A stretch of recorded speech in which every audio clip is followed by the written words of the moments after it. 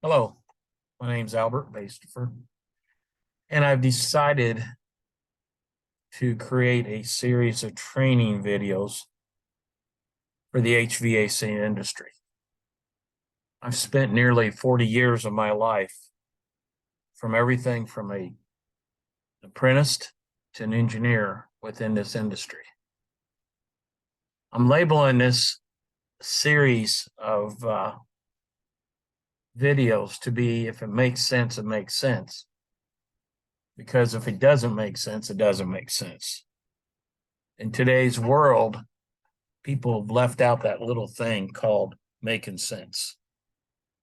And I am trying to change this whole idea. With that, I'd like to get started.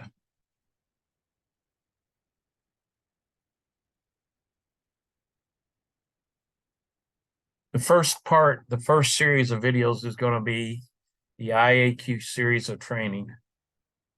This series of videos is going to include the basic psychrometric chart, how to use psychrometrics as a technician's friend and a tool to diagnose problems, solve complicated issues of indoor air quality, and items such as that. I will also be addressing ionization and other forms of air cleaning within the space, along with humidity control, which is huge and critical. We will be discussing different types of theories and ideas on how to control humidity. There is so much to do. People have no clue on how to control humidity. And actually, you don't control humidity, you mitigate it. And that will all be discussed during this series. But for the first one, we are going to be discussing the psychrometric chart. The psychrometric chart is something that's actually scary to a number of people. And I'm going to try to get the fear out of the chart and break it down into such simple terms that a technician, an engineer, a homeowner, a building manager, or anybody can understand psychrometric charts. Now, mind you, most of what I will be presenting is from the common sense on the psychrometric chart. We will be looking at the start here of the different parts of the psychrometric chart. So this video is going to include the following. We're going to look at the definition of what psychrometrics is, the importance of humidity control, and why you need to control humidity within a space, the chart, the dry bulb line, the humidity ratio line, relative humidity, wet bulb, partial pressure, enthalpy, specific volume, and dew point.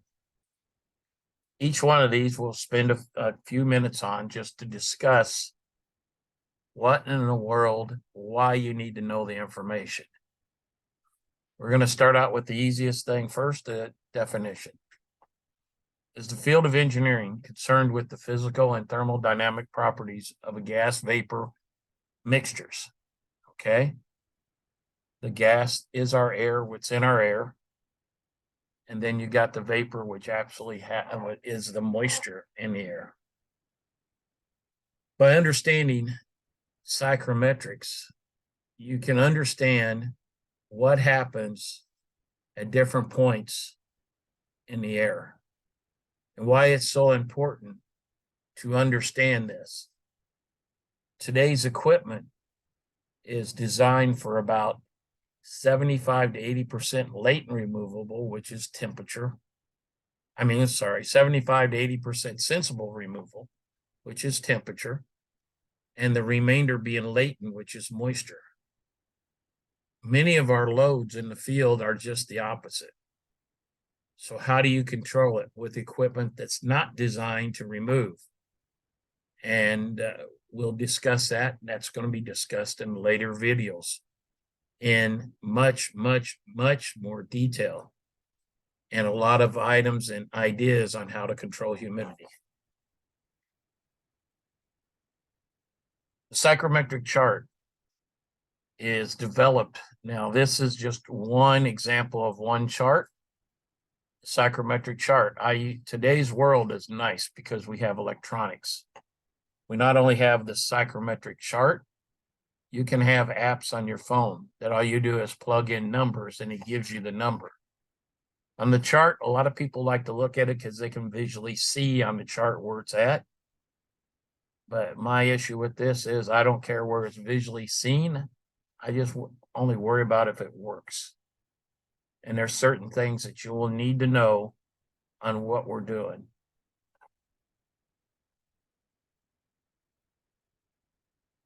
The chart, that one point on that chart has lots of information.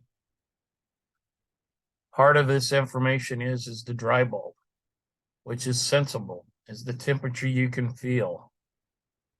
The next one's the humidity ratio. It's the amount of moisture that's in the air.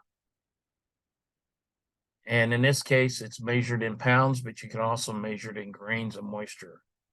Grains of moisture is 7,000 grains to a pound, 8.33 pounds to a gallon.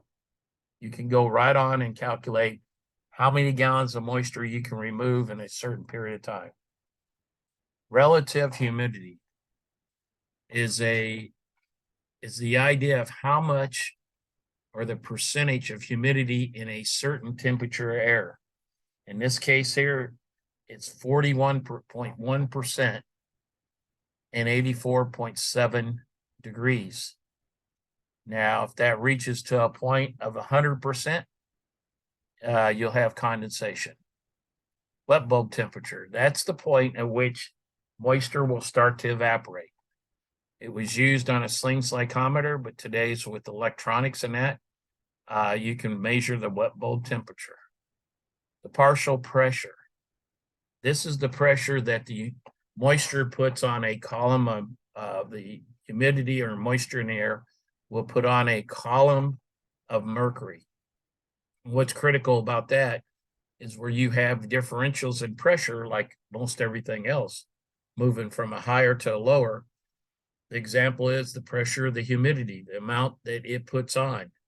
And it also will tell you, for one example, there was a test that was done, if I remember right, in Birmingham, Alabama, with under certain conditions, the moisture wanted to move at a roughly 11,000 feet per minute, or equal to 130 miles per hour. In that case there, mitigation has to be done because there's no way you can stop it. Empathy. It's the temperature of the air, the volume that it takes up. So that's just 31.8. I'm sorry. The enthalpy is the total energy in the air. Total energy in the air. And what that is, that's the combination of moisture and temperature. So your humidity ratio and your temperature, your dry bulb. That's the combination of how many BTUs per pound that's in the air. Sorry, the specific volume is the amount of air that's taken up. The size in cubic foot per pound is 13.937.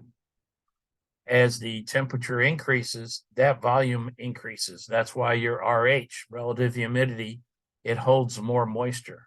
And then you have the dew point, which I believe is one of the, if not the most critical items on this chart. You have to reach dew point of the air, in other words, for it to release any moisture. So in this case here, for it to release moisture, you'll have to go to 58.5%.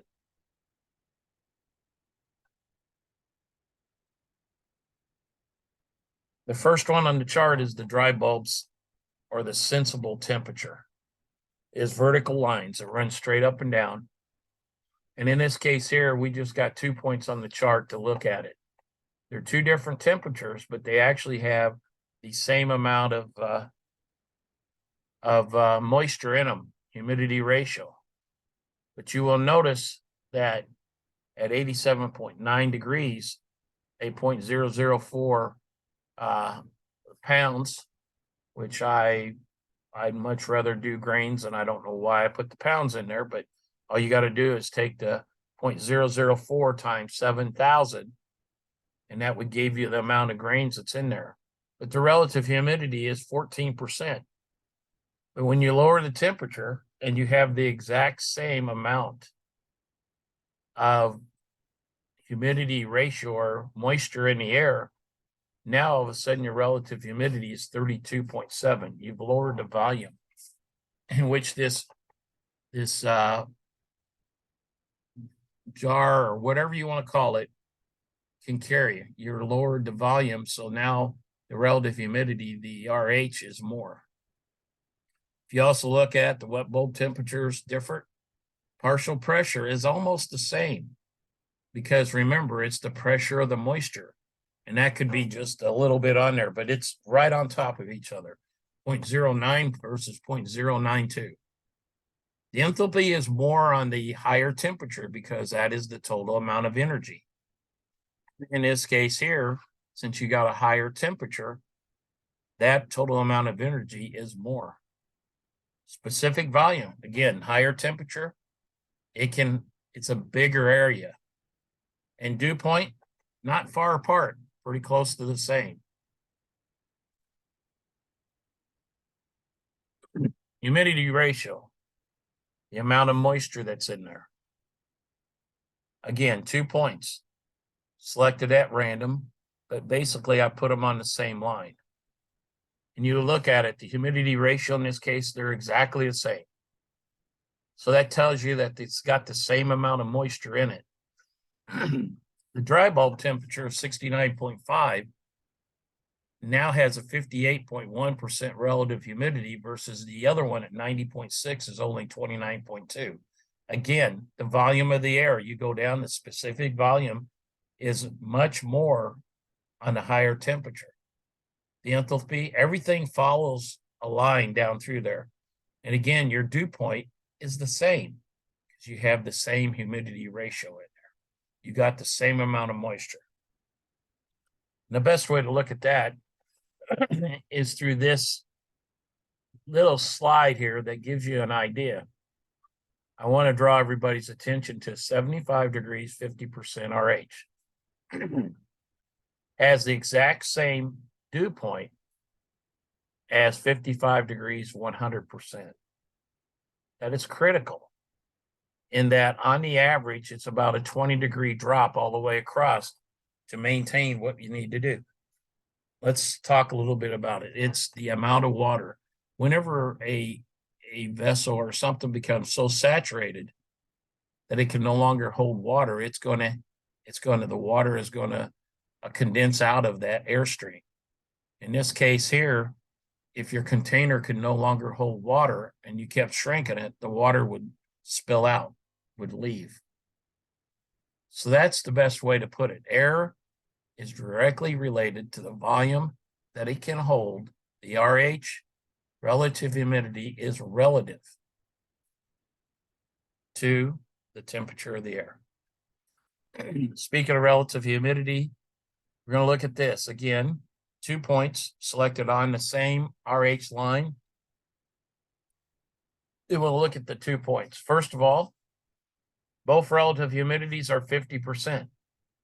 But you will notice real quick that the humidity ratio and the amount of moisture that's in the air is significantly higher on the one that's 91.6 or the 0.2 versus the 60.4. Additionally, wet bulb temperature, where it begins to evaporate, is higher.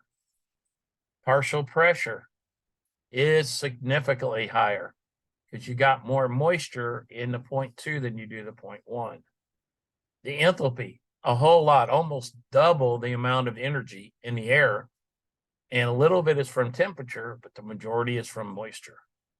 Specific volume, again, significant, and also the dew point. You got more water in, it's going to come out, the dew point's going to be higher. So you see, just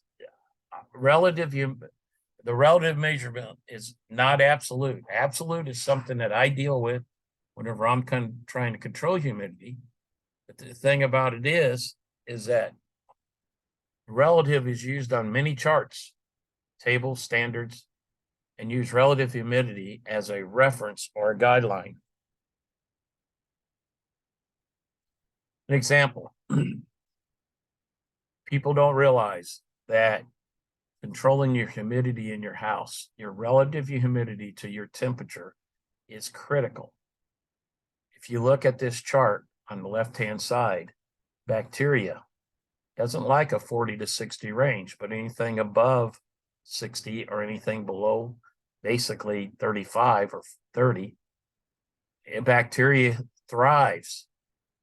Viruses, today, the big thing is the COVID virus, the flu virus, any airborne virus really thrives above and below. A recent study from Harvard said that for every degree, every RH, every percent point that it went above 60%, they saw an increase in the infection rate of the COVID virus within a facility. And any that goes below 40%, you'll see an increase, also partially because the virus loves it, but also the natural defense for humans, which is the mucus in our nose, and that dries up. So that relative humidity is critical for the health. Fungi above, that's the growth.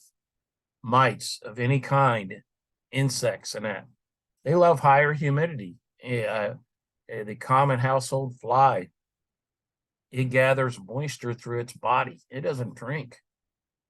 So whenever your humidity is real low, like during the winter time, if you don't have a humidifier, you're actually dehydrating your flies. You'll see them all shriveled up on your windowsills. So you'd like to keep that safe zone in there. Keep it somewhere between 40 and 60. When you get above it, you have all kinds of insect problems otherwise. Any allergic or asthma is really affected by both low and high. Again, low side, natural defenses, keeping that allergen out of your body and things like that. High side, humidity acts as a encapsulation of something that is really critical. So chemical interactions, it could be your VOCs or volatile organic compounds within your building, and ozone production. Anytime you get real low, the ozone production, the reaction between ions that are natural, that are occurred through like electronics and that are high intensity ions that create ozone, and that can have an issue. On the other hand, on the right-hand side, just pure comfort. The drier it is, the quicker your body wants to evaporate, so it feels cooler. So even at higher temperatures, you've always heard of Arizona having a dry heat or something like that. That's because your body is evaporating. What cools your body is the evaporation of moisture on your skin.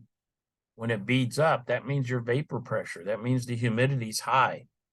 So it doesn't feel as cool at certain temperatures.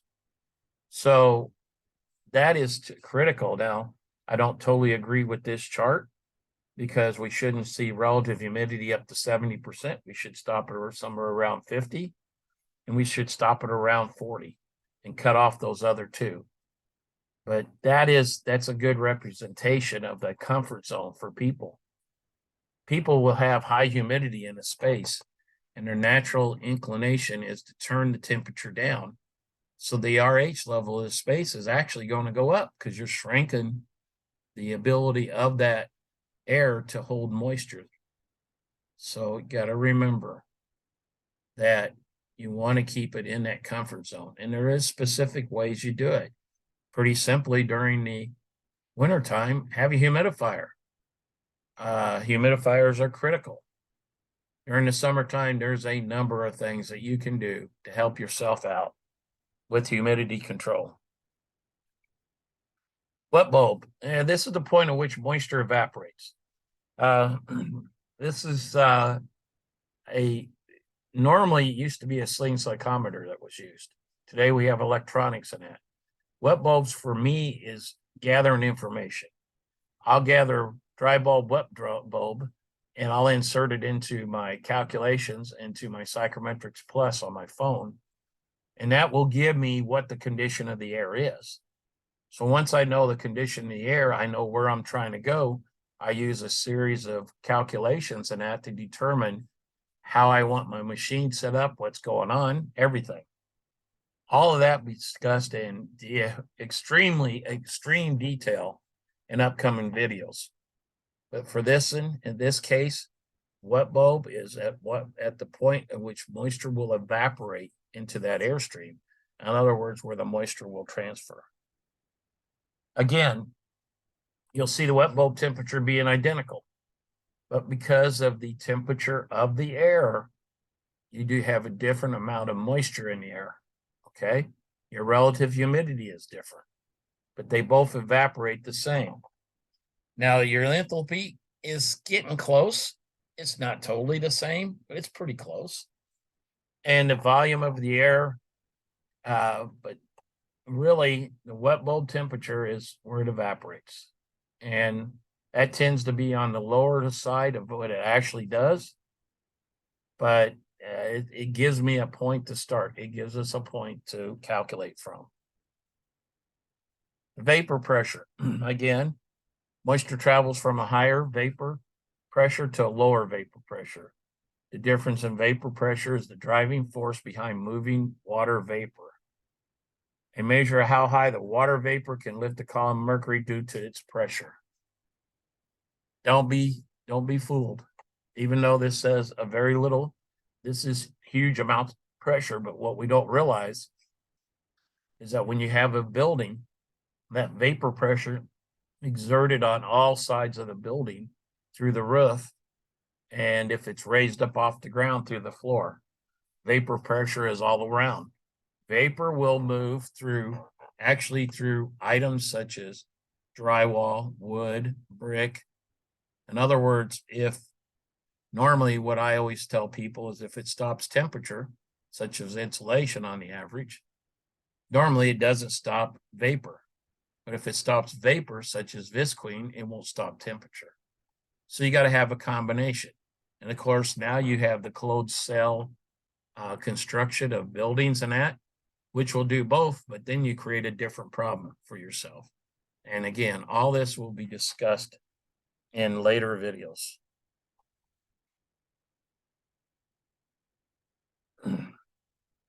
This is partial pressure on the chart. This in here is showing you two different points, point 1 and point 3. Partial pressure on the chart is, I should say, partial pressures on the joint chart, 0.258, 0.48, totally different. And what it is that if you go back, and we'll just slip back up there for a second, if you go back, the vapor pressure from 0.3 to 0.1 is significant. It doesn't look like much, but you're probably 70% higher. Now, the enthalpy, the amount of total energy in the air, is significant. Also, if you look at it, I did this in grains of moisture so you could really see it.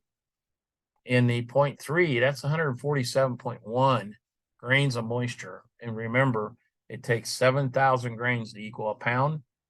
It takes 8.33 pounds to equal 1 gallon versus 77.7. So the difference in pressure here is significant to the point where that vapor is almost virtually impossible to stop. So in that case there, we will employ strategies to mitigate that vapor movement to help you control humidity within your building.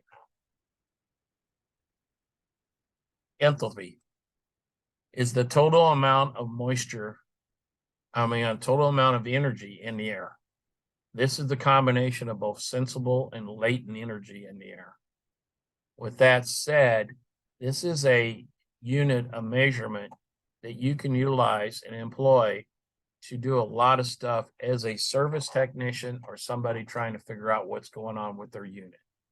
A good example of this is that you can take and determine the overall capacity of your air conditioning system with this. There's a calculation that's done. It will be discussed in detail again in later videos. And these videos are going to be pretty intense and they're going to be long. And I hope that you folks take all these videos and do them in a series so that you build up on it.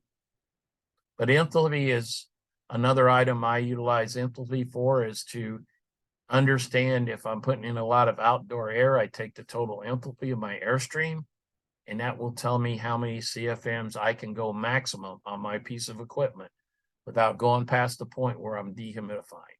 And that's critical. Comparison points on enthalpy there. Enthalpy is both 35, 35, but if you look at the two temperature differences, total energy, if you got a lower temperature, but you got the same enthalpy, that means you have more moisture in the air. You also can see the relative humidity. One thing is a wet bulb temperature is pretty much identical. So anyhow, the partial pressure, again, is significant because there's more moisture in that lower temperature than there is in a higher temperature. So it's going to run to that higher temperature. So you've got to look at all this whenever you're looking at trying to solve an indoor air quality issue within a building.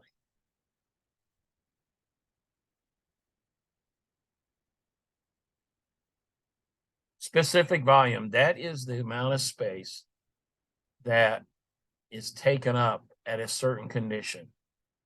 And be honest with you, on specific volume, I rarely use this. I only look at it to see the difference in the capacity of the vessel to hold moisture. So, but the specific volume is that. Now we'll look at the specific volume here. And the specific volume is pretty close. If you look at it, the partial pressure is not too far off. You look at the grains of moisture, they're pretty close. So what has happened and what we're seeing here is that the dew points are pretty close. So all things being equal, these temperatures are just a little bit different, but everything else is right. And the only thing really is the RH on it. 0.1, 67.2 is 72%. 82.4 is 45. This is where in the world you get to the point where somebody says, hey, it doesn't feel comfortable in here, so I'm going to turn the temperature down. So what you're doing, look at the relative humidity. You have the pretty close to the same humidity and grains in there. But what you got is now you got 77%, which is off the charts for both health and comfort. And now you're creating yourself a problem. Dew point. Probably for me, one of the most critical items on this chart, one thing I look for. And the reason being is that for dehumidification, you got to get below dew point, but there's such a thing as going too far past dew point. And now what you do is you overcool. You take the machine. And with some products that I'm very familiar with that you can put on and control your evaporator temperature, you can actually flip your capacity of your evaporator from sensible to latent. Now, machines are designed for basically 75% to 80% sensible removal on air conditioning, and the remainder being latent. But in the case here, you've seen it through some of these slides, the majority of the energy that's in the air is not sensible, it's latent. But by controlling the capacity at your evaporator, you're able to take and unload your compressor. And by doing that, you're going to be unloading sensible energy from the airstream you're going to be unloading the sensible and thus increasing the latent to sensible capacity on your evaporator. And that was easy for me to say. So anyhow, with dew point is something I look at, and I'll just give you an example. I know for a fact that if I have 75 degrees at 50% RH, to get down to the dew point at that temperature, I need to go down past 55 degrees on my coil. I know that for a fact because 55 degrees, 100% RH is the same dew point. They're both 55 degrees. So with that being known, I have to be able to control my machine to get past that 55 degrees without overdoing it. So in this case here, I may employ a product such as the RCCD on a fixed capacity compressor. There's other things you can do to help you control the capacity of your unit. So that's what I wanted to get to. This is the end. That is the end of our first series of slides. And that's the end. That's my starting point. I hope everybody enjoys this, and I will be putting together other presentations for the future. I want to thank everybody for their time and energy that they've done here. And bye-bye for today.